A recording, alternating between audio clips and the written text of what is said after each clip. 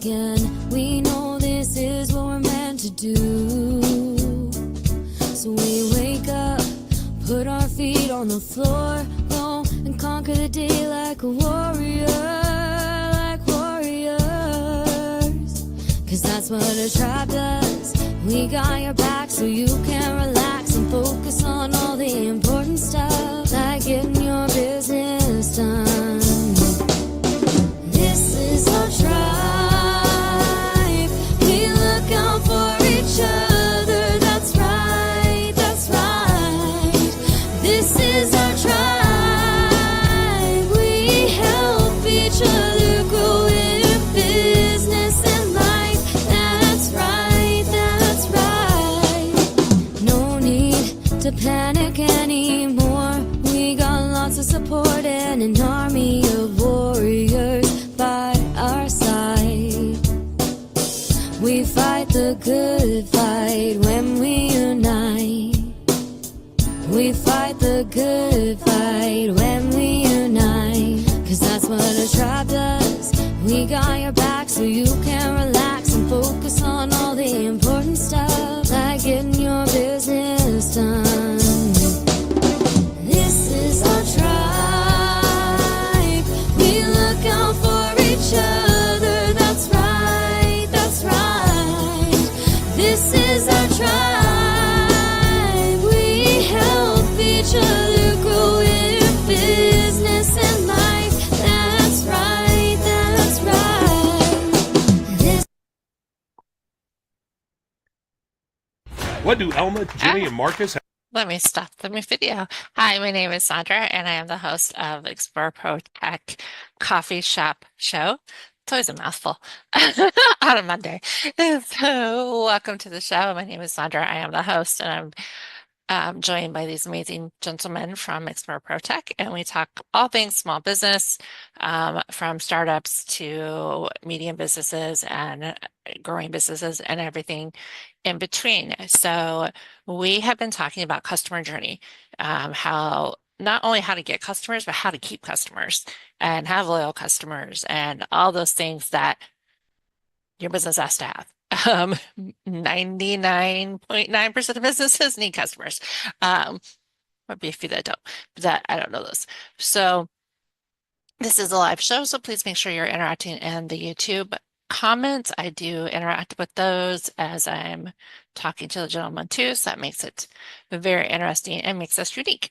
So this week, as we continue the journey of customer service related things, is about automation. So automation can save you if done right. Keyword, if done right. There's bad automation, there's impersonal automation, and then there's amazing automation. So you want to stay in that amazing automation. One of the best things I can tell people is if you're using automation, test. Run it, test. Keep testing it, because I know a lot of people that set it, test it, and forget it. And then when I book calls with people and stuff, I'll just be like, hey, this is what it said. And they're like, oh my gosh, I haven't said that in a year. I'm like, when the last time you tested? And they'll be like, oh, I tested it a year ago and I set it up. And I'm like, yeah, that should be part of your review when you're reviewing your systems quarterly, so that you don't get into that problem. Or maybe you have your social media links on the automation, but they changed, or there's just a lot of reasons to keep testing things all the time, because automation only works as well as the human that sets it up. Let me say that again. Automation only works as well as the human that set it up. So if you're hiring it out, it's still your business. It's still your job to test it, look at it, and make sure it's correct. I've gotten caught in this, so let me pass that lesson around. Doesn't matter who set it up. It really is your business. It's yours. So it's your job to go check it, test it, be a customer, go through that customer journey, and so on and so forth. Because again, I've let other people set things up and then had issues. And then when I, as an assistant, go, oh, well, I didn't set that up. And my client's like, I don't really give a dang. That's not my fault. It's your fault as my assistant for not checking it. And I have to like grimace and bite my tongue and get in my feelings for a hot second and be like, oh, you're right. I should be double checking work, even though we've been doing the same thing or whatever. So again, test it. Um, so a quick three things to do automation without losing personal touch. A lot of automations nowadays, you can put in custom fields that will pop people's name in there, that'll pop what they bought from you. Um, if you're sending them a birthday card, there's a lot of ways with automation that you can put names, what they bought from you. Um, it can be a canned email, but it can still be personal, is what I'm trying to say. Thank you for your purchase, Peter. Thank you for buying my top tier package, Hendrik. Like you can relate that very easily to them, usually with custom fields, and depending on what products or what systems you're using to do that, you kind of have to look at those um, systems yourself and figure out how to do that. But nowadays, if all else fails, go on YouTube, which we're at now, and be like, how do I customize my thank you message for go high level? Like if you really type out exactly what you want, 90% of the time you're going to find somebody either did it in YouTube and has a video for you, or it'll take you to the system itself and be like, this is how you do that. I was just looking that up for a project I'm working on now. And I'm like, show me a video. Like, I don't want to read 15 pages of an article. Like, show me a video. And so there's usually ways to do it really, really easily. And then we've talked about this before, onboarding and offboarding. If you have a process, that's part of your process is to make it personal. And depending on the system, you can do branches where, if they bought this, they go this way. If they bought this, they go that way. Draw it out. I always tell people, draw it out with little, circles and squares and whatever. If they yes, then they go down this trail. And if no, they go on this trail and so forth. Flow chart, I guess, for lack of a better word. But you can also just do it in circles and things so that you understand how they're going from point A to point B. So maybe, they bought your top tier package, so they need X, Y, and Z forms. If they bought a one-off session, they get one form, or so on and so forth. But that's on you to make sure you know how that flow goes. And again, personalizing it with their name, what they bought. I don't know, yet other things like, if you're a coach and they're a coach or other things like that is so important. Mr. Peter, come on in the conversation. Welcome back. Oh, thank you. Yeah, I think what is something that's really important to remember is that when we first build our businesses, it's like our baby. We're building our baby. It's our baby. We built it. We have our personal touch, those little things that we do that guarantee that we have repeat customers. But then we grow. We grow, and different companies will grow in different ways and have different needs as to how they will grow and what they will do moving forward.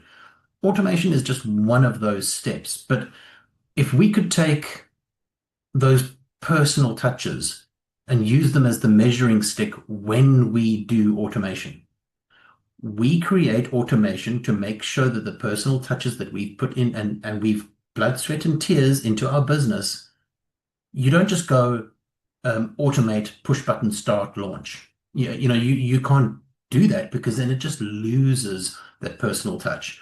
We basically want to use automation to increase the personal touch.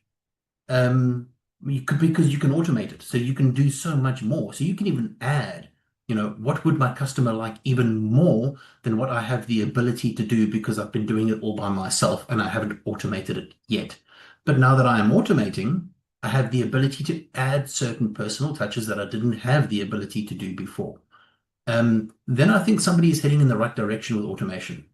However, when it's like cold-hearted business, I just have a product and I just want to sell it and I want to push, push, push, and people just slap automated processes in place. They're not thinking about the personal touch. They're just thinking about selling that one product. It's not necessarily geared towards a repeat business because they just want to sell that product. Then as the customer, you kind of get stuck with this thing of, well, I don't like this. I want to return it. I'm getting pushed in this automated circle. Nothing is helping me. I can't figure this out. I'm going to get so upset because every time I press one, it sends me back to this, or I press two and it sends me back, and I'm not getting to actually communicate with the person that sold me the product in the first place. And the next thing you know, bad review, bad review, bad review, bad review. And your customers will just repeat that until your business disappears. So automation could be the death of the personal touch, or it could actually give life to your personal touches if done correctly. That being said, do I know how to automate? No. Do I want to be the one that sets up my automation? No. No, definitely not. Do we know people that do set up automation? Yes. Do we want to talk to those people before we try anything? Most definitely. So, can you do it yourself? Yes. Like Sondra said, there are YouTube videos. You can go through that process. You can learn from other people's mistakes, what to do, what not to do. Um, I've made this mistake before of trying to do it myself, and I set up something that was automated, and it ended up sending all of my customers an email every 5 minutes for about 20 or 30 minutes before I got that one email that was like, please leave me alone. And I was like, oh my goodness me, I made a mistake with my automation and I've just upset a whole bunch of people. And I had to send out an apology because that's not what I want to do. I don't want to push, I don't push sales in my space, but when you bombard people, they get upset, and rightfully so, because I would not want to be bombarded with that information. I would want to have it trickled to me. Have you seen this? Would you like to see that? If not, then you don't have to. If you bought that, would you like to see this? No. Okay, no problem. Yes, I would like to see it. Automated. Great stuff. Then you're taking somebody on an actual journey, but you don't want to force people on a journey. They will just leave. So, lesson learned. Be careful and don't lose your personal touch. Yeah, for sure, Peter. And yes, my husband loves not really, the cycle of push this button and it takes you back to the other way. He's like yelling at the phone. I want a live person. I'm just like, did you push the right buttons? He's like, yes. And I'm just like, hand me the phone and like we get to a live person. Um, because yes, you can have automation, but people do want to talk to live people. So especially if it's something, you know, there's something wrong, usually 90% of the time. And I was also thinking about automations, emails and text. If you're using email and text, take in consideration how much you're sending. So like Peter said, if you're sending an email every 5 minutes, a text message every 5 minutes, your customer is not going to like that unless there's, for some reason, it's a high touch situation. But I've had people complain where they're like, we get an email the day before, an hour before, and a text, and I'm like, yeah, I think it's too much. I've told the client that I get where you're coming from, and then they start blocking things, and then you're like, I can't reach them because, they've blocked us on text messages or whatever, and I'm like, it kind of proved the point to the client. I'm like, there's too much. You got to like pull that back. I get it. Not everybody checks their emails. You want to do phone, but there's a balancing act of that, of where, yes, you can send reminders up, but at the same time, you don't need to beat them over the head with it. So, and then I've also seen where, once you confirm, so say you confirm the appointment by text or by email, then they stop bugging you. They're like, oh, you confirmed it, you've seen it. Like, we're good.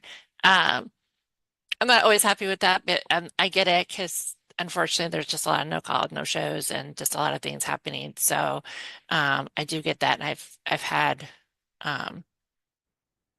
been able to reschedule appointment, be like, nope, I can't come to that. I'm like, oh, here's your reschedule link real quick. So it was automation. You hit no, you can't come to the appointment. Here's a reschedule link. And you have to call back to the office, go look up the website, blah, blah, blah, blah, blah. I was trying to cancel an appointment the other day and there's no cancel button in any of the emails or the text messages. And I finally like answered the text messages. I was like, please cancel this appointment because there's no way for me to cancel it. Literally none. And I was like, that is poor customer service. Like I should be able to reschedule and cancel an appointment. I get time is money and money is time. but my time's valuable too. And so, yeah, I was very upset that I could not cancel an appointment. And all of a sudden, when I answered the text message of like, I can't cancel an appointment, you need to cancel it, the appointment disappeared. And I was like, oh, I just had to yell at you to cancel my appointment, which again, is not the way you should do that. And definitely left a bad taste in my mouth. I'm like, I don't even want to reschedule, just cancel it. So keep that in mind. Give it, if you're using automation, make sure you give ways for them to get out of the automation if they don't want the automation. I guess that's where I'm going with that. So, Mr. L, good evening, sir. Hi, good evening, good evening. I'm frozen on my side. I hope you can hear me and you can see me. Awesome, We can hear awesome. you. Yeah, we can hear you. All right, awesome. So I think it's so frustrating when you go through some call centers and you just get an automated voice, which doesn't give you the options that you're looking for. Um, I've got a service provider, Wi-Fi service provider, and I think maybe that's why I'm frozen now, where I want to change or upgrade. And when they got this robot speaking or that you can engage with online, but they never get to the option that I must choose to say, this is what I'm looking for. It is so frustrating. Now, imagine if you are running a business and you're depending on 30 customers, and then your customers cannot get through to you, that you're going to lose them. You are going to just simply lose them. So you don't automate to make your work less. You automate to make your work easier for you to be able to communicate with your clients. And I think personalization plays a very important role. Say you want to send out an email to 100 potential clients. Okay, if you just write, dear sir, you've lost it already. If it's coming to me, I want it to be dear Lesetja. That's to me. And then I'll be able to read it. Now imagine you've just said dear sir to everyone, and Sondra is not a sir. Will she read it? No, she won't read it. So we need to, when we automate, to still personalize it.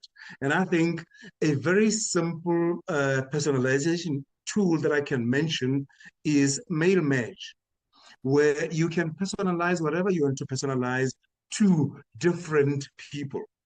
That helps a lot. And then I think where you can use automation, it's where you know it's repetitive, what do you call it, processes. You know, if it's something that's going to remind you to respond to a client, by all means, automate it. If it's a reminder, if it's saying to you, remember you have to write an email to this person, by all means. But you've got to take an initiative of writing to the client. You've got to speak to the client in a tone, in words that the client understands. You are speaking to me. If I bought a dishwasher from you, but your message to me is talking about ice cream, you're not talking to me. You're talking to somebody. But if you know me, if you know what I bought, and you personalize your message to me that I bought a dishwasher from you, I'm going to read it because that's directly to me. So personalize your automation process. Just make it personal to people. And I think there's a lot of examples that we can give where automation is taking place. And I can tell you it's frustrating. Your major banks, your major financial institutions, they automate a whole lot of things, but it's not to me. And I can tell you now, as soon as I hit that button and I can hear it's an automated voice, I immediately drop it because you're not speaking to me and I'm not going to be able to reach you. We called a certain company now, they're selling parts for machines. And yes, it goes through reception on a bot. But then when they direct you, when the bot directs you, they direct you to parts department because you said parts. So I think it's picking up some words. It said parts. Now it sends you to a parts department, and there you speak to a person that you can relate to. You can actually vent your frustration at the person and they'll be able to help you. But if it's just robot all the way, if it's just automation all the way, forget it. You've lost me as a client. Thank you. This is Lesetja Mokou from Litmok, your business development agents. Thank you, Mr. Al. Yes, very good examples of how you need to make sure that you add that personal touch. I always say automation is great when the customer doesn't realize it's automation. Let me say it again. Automation is great when the customer does not realize it's automation. Then we can suspect it, but I've done that, and then I've asked questions of it, and when I ask it, either automation was really good or it was a live person. Like, ask a weird question, and I'll answer it, and you'll be like, oh, this is a real person. And I think sensitive topics definitely need less automation. I could think lawyers. Now, I live by huge hospitals that are attached to universities, so there's a ton of automation in that. That's been good and bad, frustrations for sure. So, yeah, when you're dealing with somebody's healthcare, you're dealing with livelihood of people, then you have to really watch that automation and make sure that it's appropriate. And in the US, HIPAA is a huge thing, so we have to make sure the HIPAA laws are being adhered to. Same thing with texting. We have laws in the United States where texting, you can get in trouble if they have not signed up for texting, or if they ask you to stop and you don't stop. There's definitely rules around that. So make sure you're complying with that. I know a lot of the CRMs, the services you can use, the systems you can use, they'll have built in, you have to put this on the bottom of your text, unsubscribe or stop or whatever it is. So make sure you're complying with that, especially with automations, because you won't catch that as much if you don't have it set up accordingly. Peter, come on in. Yeah, I just want to highlight that certain businesses are not designed for automation. Just because it exists doesn't mean you have to use it.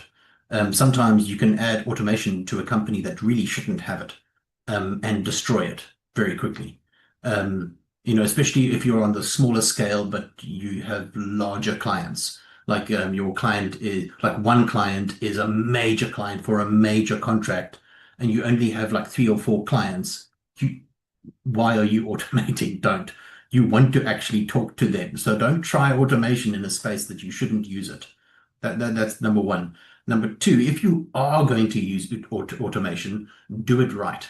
I think I mentioned this maybe a session or two ago, was buying a heater from Yuppie Chef. And in the box, I got that personalized message going, hey, Peter, thank you for buying this heater. I hope it keeps you warm for many winters to come. That was personal. It was in the box that we received it. The letter in the box was directly to me. It was printed and signed, and I thought that was beautiful. But then I also received an email going, hey, Peter, it's been a week now, and it's been quite cold, so we're pretty sure you've used your heater. What's your experience been? And I was like, oh my God, they care. They care if their heater worked and if it did what I expected it to do. Did I respond to it? No. But if I need to buy something similar to a heater and it's on their website, I'm going back. I'm going to go back and I'm going to go buy it, because the experience was they were talking to, like Lesetja said, the experience was they were talking to me. Hey, Peter, did our heater keep you warm? Yes, it did. Why, thank you for asking. And it's not that I need to answer. It was the fact that they cared enough to ask. That was as far as they needed to take me on the customer journey. I didn't need to respond. I didn't need to interact and have a full-on conversation. I just needed to know that they cared enough that it wasn't just about the product. that they actually cared. Did their product work for me? It was personal. If I need another heater, if I decide, you know what, that heater worked great in that room, I want to buy another three. Maybe I want to buy one for the other flat on the other side. Maybe I've got tenants in there and I want them to keep warm, or however it works, I'm going straight back to the one place that treated me like a human being. However, a different experience with a different place, I keep getting these automated phone calls where my phone rings and I answer it, and it's like, and it's silence. It waits for you to say hello. You're like, hello? And the moment you say hello, this automated message kicks in and it goes, you have qualified for, da, da, da. And I'm like, leave me alone. Leave me alone. I'm not interested. But you can't tell the person you're not interested because you're not talking to a person. So you just put the phone down. And what do? They phone you again and again and again and again. In the last maybe week, I've picked up and put down my phone maybe 40 times. I am so irritated to the point where I'm going to find this place and I'm going to find out who you are and I'm going to go there. And if you ever message me again, there's going to be problems because it's ridiculous. They're like forcing this thing down my throat and I don't want it. I'm not interested. And how did you get my number? Where did you get my number from? That's not legal. I didn't sign up for anything. I didn't put my name down for this. I didn't, and it doesn't matter how much I try and say I'm not interested or respond, I still get the phone call. And because there are hundreds of companies doing the same thing, if the one company stops, the next company starts. They're killing their customers. And it becomes a numbers game. They push so hard, lose so many, do this much business, but that's all they're looking for. It's so irritating. Please don't do that. Please do not set up your companies like that with automated phone calls and then buying in lists of numbers and just bombarding people with automated. No, please just don't. No, we're all human beings. I came to realize very recently how fragile life can actually be. We're all human beings. We all should be respecting and loving each other and caring for each other. And then you just get businesses out there that really just don't care and they don't treat people like people. That's not something I want to promote. That's not something I want to do. And it's not something I want to share with the people in my vicinity. I would like to promote doing business the right way and actually caring for people. So if your automation process doesn't care for your customer, drop it. Drop it completely. It's not working for you. Yeah, I fully understand that. Yeah, automated and less selling. Automated calling and less selling is definitely illegal in the US. And you have to be mindful of that. And I get on my clients about that too. I'm just like, I don't like getting 15,000 calls. Why are you? So that's just not cool at all in any way, shape, or form. So, Mr. L, come on in. All right. I just want to go back to Peter's example of Yappy Chef. And this is, I probably can just predict what's going to happen the next time you go in there. You're going to give them your name, your email address, and they're going to pick up, you bought one. And somebody's going to ask you, how is the one that you bought? And I think that's how personal they are going to be, because if they care enough to send you an email a week after to say what is happening, how is happening, I can bet you the minute you walk into that store again, you buy another one, they want your name and email address, they are straight going to ask you, how was the other one? So it's because they have taken time to know you, to know what you are buying. And see, their automation it picks you up when you go back the second time. That's their automation, which is good for them. And now, because you've told us about this, what are we going to do? We're going to go to them. You're going to be their happy clients as well. So for me, it's the automation that's going to work for them is when you walk into the store again, somebody will know it's you. Somebody will ask you, how was the one that you bought? How did it work? Did you find? And they might even want to waste your time to say rate us between 1 and 5 and stuff like that, which I found with one of the attorneys here. They treated me like an absolute king, which is not much of what you know about attorneys. And then they asked me to give them a review, and the review was going straight to Google. So it's that kind of automation that you use to your advantage, not to just bombard people with messages that they don't relate to. So yeah, good one, Peter, good example.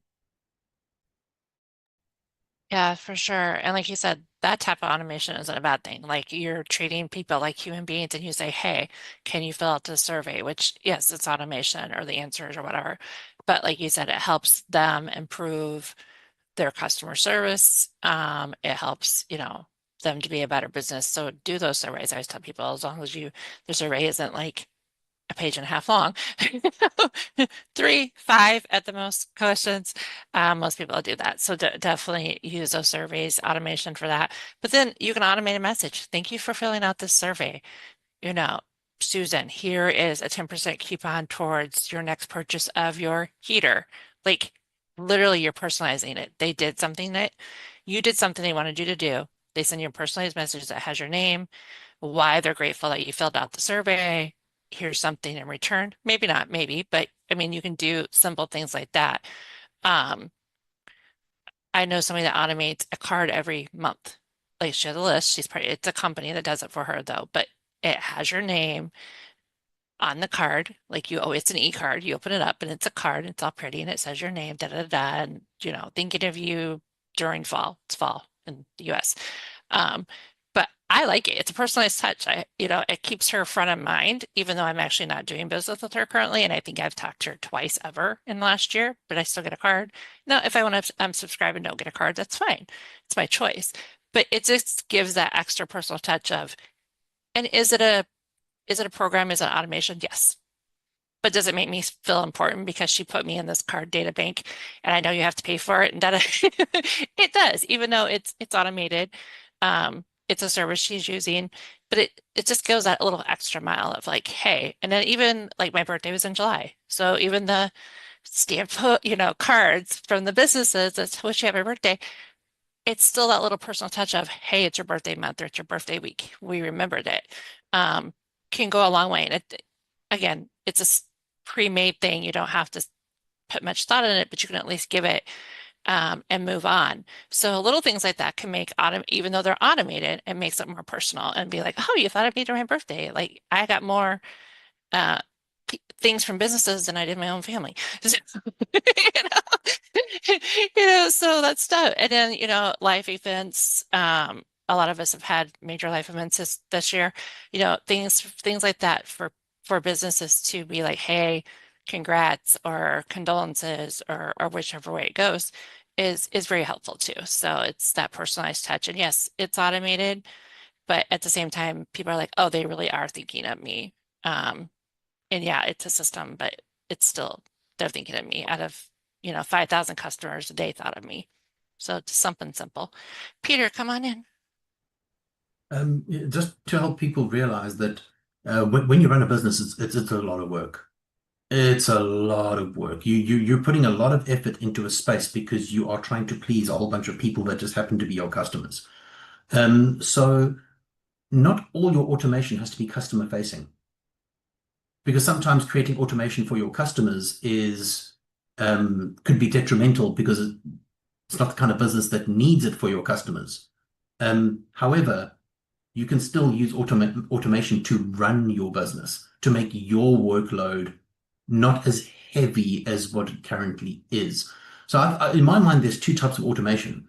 one type of automation that you can utilize to function and run your business, and the type of automation that is customer facing, the kind of automation that your customers interact with. Um, I think it's kind of up to you and your type of business, what automation you use and what automation you do not use. Sondra, I think you would know that you have clients that have automated spaces within their business to function and run their business, but it's not necessarily customer facing. Um, so I think it's good to distinguish between the two, not just to have this mindset of we can just automate everything. Um, because then you automate everything and you're not quite testing everything. And I think automate something, test it. Test it yourself. Ask your friends to test it. Ask your customers to test it. Ask your customers, what has their experience been of your automation? What is your experience? Oh, it's been a terrible experience. How do I change that? Let's get this one thing working 100%. My customers love it. It helps them. It helps my business because it's not customer facing. Take it step by step. Don't just go, I'm automating, and then slap hundreds of automated things, and then one conflicts with the other, and the other one doesn't work, and your customer doesn't know who they're talking to, and you don't even know who your customer is.